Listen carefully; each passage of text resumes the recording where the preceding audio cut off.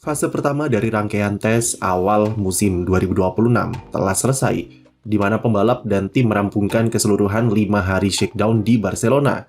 Momen tes ini jadi pertama kalinya kita dapatkan gambaran kasar soal bagaimana impresi dari regulasi baru, yang merupakan salah satu perubahan regulasi paling masif dalam 3 dekade terakhir. Tes berjalan sangat tertutup dari media, dan cuma sedikit informasi yang bisa didapat dari tim. Oleh karena itu, berikut akan kami berikan rekap dari semua yang terjadi dan hal-hal menarik selama 5 hari tes di Catalunya kemarin. Pertama, 2 tim paling solid sepanjang shakedown adalah Ferrari dan Mercedes, yang ditunjukkan dari catatan waktu serta jumlah lap yang mereka kumpulkan. Mengakhiri tes dengan Lewis Hamilton, raih waktu tercepat di hari terakhir, yang kembali membuat tifosi langsung jumawa akan harapan. Secara keseluruhan, skuad Maranello relatif tanpa masalah yang serius, dengan kumpulkan sekitar 430 putaran selama 3 hari, dan ini adalah start yang bagus dalam memulai regulasi mesin baru. Baik Charles Leclerc ataupun Hamilton, keduanya memang belum bisa berkomentar banyak soal seperti apa performa mobilnya, tapi setidaknya impresi mereka berdua cukup positif, dan belum ada keluhan yang dirasakan.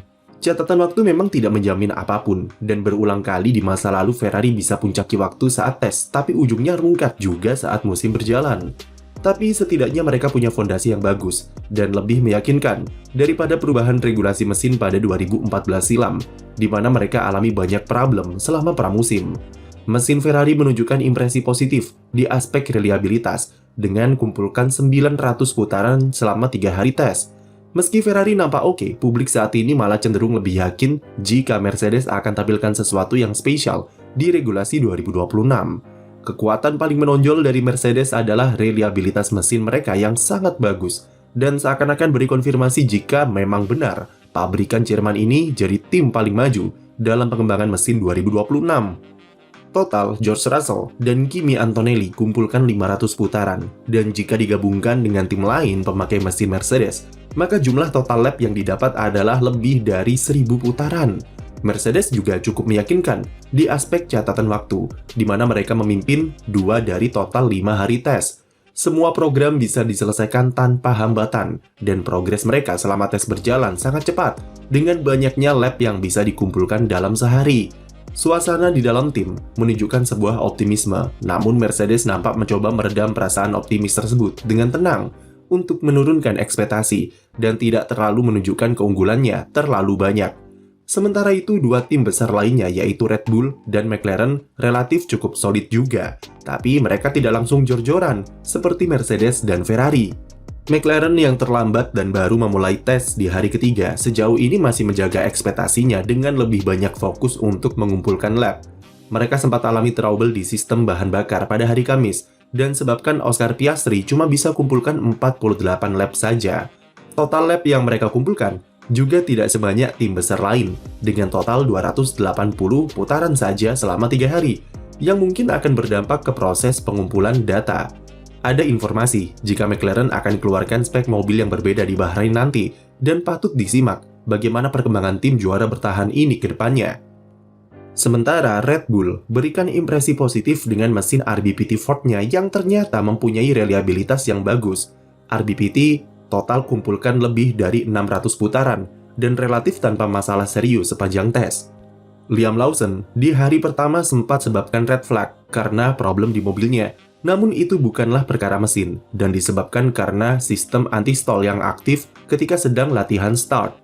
Secara power belum begitu diketahui seberapa kencang mereka, tapi di aspek reliabilitas, RBPT menunjukkan daya tahan yang cukup oke sebagai pabrikan baru. Sementara bagi Red Bull, shakedown Barcelona memang tidak berjalan begitu mulus bagi mereka, karena sedikit terhambat setelah Isaac Hadjar alami insiden pada hari kedua. Padahal di hari pembuka, Hadjar jadi pembalap dengan catatan waktu paling cepat. Mereka harus menunggu sampai hari terakhir untuk bisa turun ke sirkuit lagi, karena menunggu spare part mobil dari Milton Keynes ke Catalunya tiba.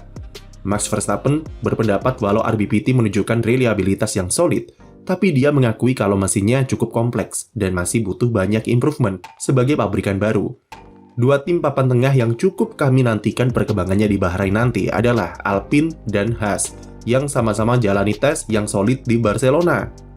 Haas total bukukan 390 putaran, dan harusnya bisa lebih banyak andaikan pada hari kedua mereka tidak mengalami masalah sensor di mobilnya.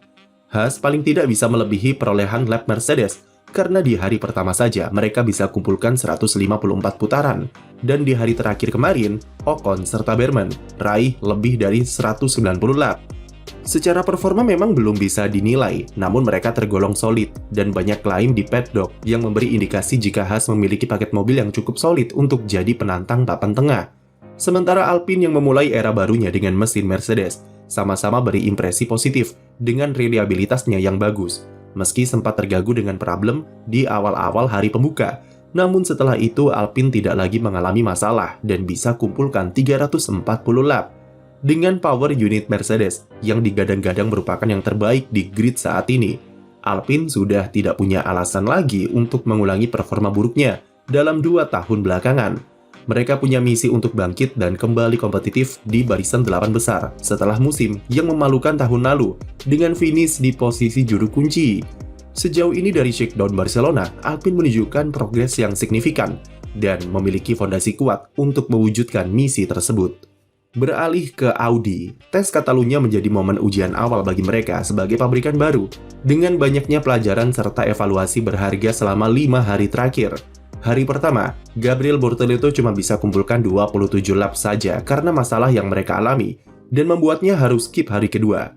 Hülkenberg mengawali hari Rabu dengan masalah baru dan cuma selesaikan sesi pagi dengan 5 putaran saja. Tapi kali ini Audi bisa memperbaikinya dengan cepat, dan Hülkenberg bisa menambah 60 putaran pada sesi sore sebagai awal yang oke bagi mereka. Di hari terakhir, pabrikan Jerman ini akhirnya mendapatkan jarak tempuh yang ideal dan bebas dari masalah, di mana kedua pembalapnya bisa kumpulkan 144 putaran yang jadi hari paling produktif. Meski alami beberapa trouble, Audi masih bisa kumpulkan total 240 lap yang sangat berguna dalam pengembangan mesin selanjutnya. Dan fakta kalau mereka bisa memperbaiki kerusakan di hari kedua adalah sesuatu yang positif di tes perdananya. Sementara Cadillac yang berstatus sebagai tim debutan mengklaim alami banyak sekali masalah selama tes Barcelona.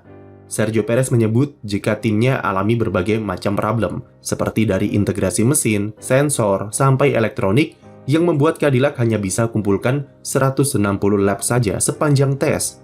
Sebagai tim anyar, banyak sekali tantangan yang akan mereka hadapi, terutama di aspek operasional mobil, yang bakal sangat kompleks karena bersamaan dengan regulasi baru. Setidaknya inilah gunanya tes shakedown diadakan, dan semakin banyak masalah yang Cadillac alami, maka semakin banyak pula mereka belajar, supaya masalah yang sama tak terjadi saat race nanti. Lalu Aston Martin masih menyimpan tanda tanya besar, dengan keterlambatan mereka di tes dan cuma dapat jatah 2 hari turun di sirkuit. Saat debut, Lance Stroll cuma bisa buat 5 putaran saja sebelum EMA 26 mogok di akhir sesi. Di hari terakhir, sesi berjalan lebih positif bagi Fernando Alonso, dan praktis tak ada masalah serius seperti di hari sebelumnya. Fokus mereka kemarin adalah mengumpulkan data yang sangat krusial bagi Honda, karena tes Catalunya adalah momen perdana bagi mereka dalam menguji mesin barunya di sirkuit. Oleh karena itu, karena masih dalam masa in Ryan, Honda memberikan power limit di mobilnya dan cuma bisa melaju maksimal 250 km per jam untuk sementara. Banyak tanda tanya di Aston Martin, apalagi dengan mobil karya Adrian Newey yang nampak sangat agresif. Akan sangat menarik melihat EMA 26 dijalankan dengan persiapan yang lebih matang di Bahrain nanti. Untuk mobil 2026, secara keseluruhan, pembalap sepertinya memberikan kesan yang jauh lebih bagus ketika menjajal mobilnya secara langsung di sirkuit ketimbang di simulator sebelumnya.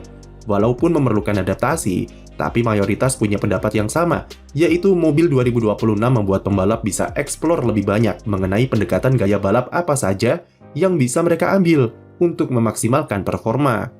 Di tikungan memang lebih lambat, tapi perbedaan terbesar yang bisa mereka rasakan adalah lonjakan power ketika akselerasi serta di lurusan.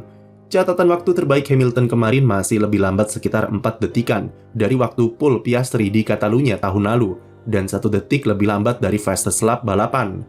FIA prediksi mobil 2026 akan 2 detikan lebih lambat dan bisa menyamai level performanya dalam 1-2 tahun development mobil. Cukup menarik dinanti bagaimana perkembangan setiap tim di Bahrain bulan depan. Sekian video dari kami, jangan lupa beri like dan subscribe untuk konten F1 lainnya.